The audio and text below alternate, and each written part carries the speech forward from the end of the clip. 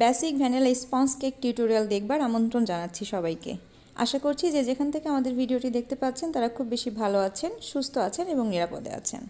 চলুন দেখে নিচ্ছি ভ্যানিলা স্পঞ্জ কেক তৈরি করতে কী কী উপকরণ কতটুকু পরিমাণে লাগছে। প্রথমে আমি নিয়ে নিচ্ছি 40 গ্রাম পরিমাণ ময়দা। আমি এখানে তীর ব্র্যান্ডের ময়দা ব্যবহার করেছি। নিয়ে নিলাম 10 গ্রাম পরিমাণ কর্নফ্লাওয়ার এবং আধা চা চামচ পরিমাণ বেকিং পাউডার আমি ফস্টার ক্লার্কস ব্র্যান্ড ব্যবহার করে থাকি। সব কিছুকে একসাথে খুব ভালো মতো চেলে নিচ্ছি।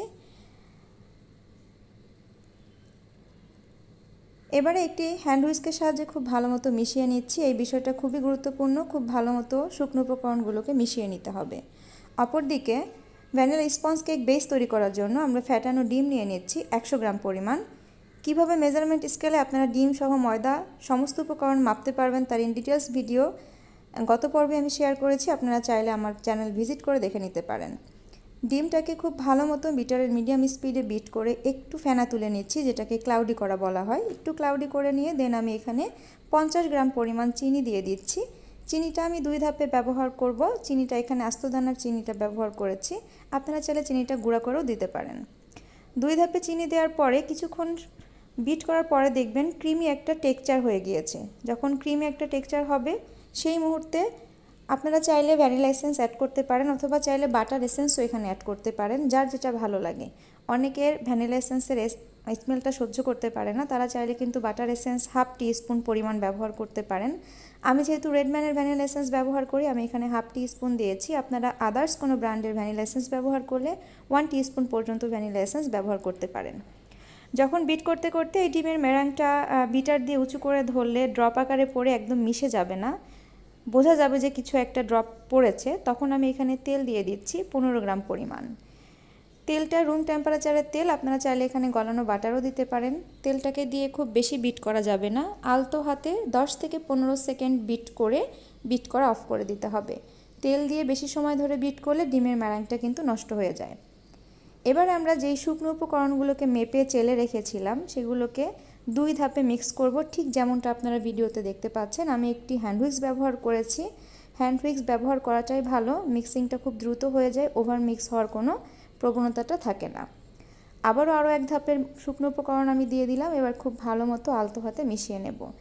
স্পঞ্জ কেকের ব্যাটার একটু সাবধানতার সাথে মেশাতে হয়। আপনি যত ভালোভাবে ব্যাটারটাকে কম মেশানোর মধ্যে ভালো মতো মিক্স করতে পারবেন, আপনার স্পঞ্জ কেক কিন্তু তত বেশি সফট, বাউন্সি এবং স্পঞ্জি হবে। আপনি যদি ওভার মিক্স করে ফেলেন সেক্ষেত্রে কিন্তু স্পঞ্জ কেক বসে যাবে কিংবা দেবে যাবে। তো আমাদের কেক ব্যাটার রেডি। আমি আজকের কেকটাকে তৈরি করার জন্য 6 ইঞ্চি একটা বেকিং মোল্ড নিয়ে নিয়েছি। মোল্ডের মধ্যে কোনো রকম তেল বাটার কিচ্ছু ব্রাশ করিনি, শুধু বেকিং পেপার বিছিয়ে আমি সমস্ত ব্যাটারটুকুকে একটু উঁচু থেকে ঢেলে নিলাম। যে কোনো একটা কাঠি, যেমন ধরেন টুথপিক কাঠি কিংবা সাসলিক কাঠি, যে কোনো কিছু দিয়ে খুব সুন্দর মতো ভিডিওতে দেখানো প্রসেস অনুসারে আপনারা ফিল আপ করে দিবেন। এতে করে কেকটা সমানভাবে বেক হবে, কোথাও উঁচু কোথাও নিচু হবে না। আজকের কেকটাকে আমি 160 ডিগ্রি প্রিহিটেড ওভেনে 10 মিনিটের জন্য প্রিহিট করে নিয়েছি এবং 160 ডিগ্রি প্রিহিটেড ওভেনে বেক করব 25 মিনিটের জন্য। অবশ্যই আপ ডাউন হিট অন থাকতে হবে। 25 মিনিট পরে আমি কেকটাকে নামিয়ে নিলাম এবং চেষ্টা করবেন গরম কেকটাকে ঢেকে রাখতে। এতে করে হবে কি, কেকের উপরের সারফেসটা খুব সুন্দর সফট এবং মোলায়েম হতে পারবে। যে কোনো কিছু দিয়ে ঢাকতে পারেন, যে কোনো ঢাকনা কিংবা প্লাস্টিক র্যাপার, যে কোনো কিছু দিয়ে আপনারা ঢাকতে পারেন। কিছু সময় ঢেকে রাখার পরে কেকটা যখন মোটামুটি ঠান্ডা হয়ে গিয়েছে তখন আমি একটি নাইফ দিয়ে কেকটার চারপাশটা ছাড়িয়ে নিচ্ছি। তো কেকটাকে আমি এভাবেই ডিমোল্ড করে ফেলবো।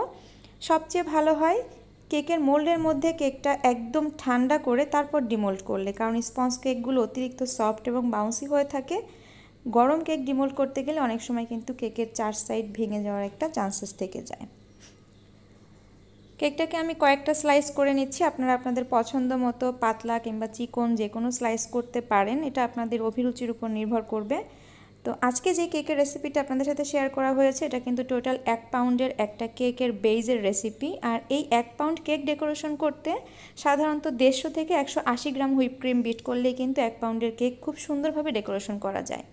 তো আমরা আশা করব আমাদের আজকের টিউটোরিয়ালটা আপনাদের ভালো লেগেছে। লিখিত রেসিপি জানতে হলে কিংবা চেক করতে হলে আমাদের ভিডিও ডেসক্রিপশন বক্স সহ পিন কমেন্ট একটু কষ্ট করে চেক করে নেবেন।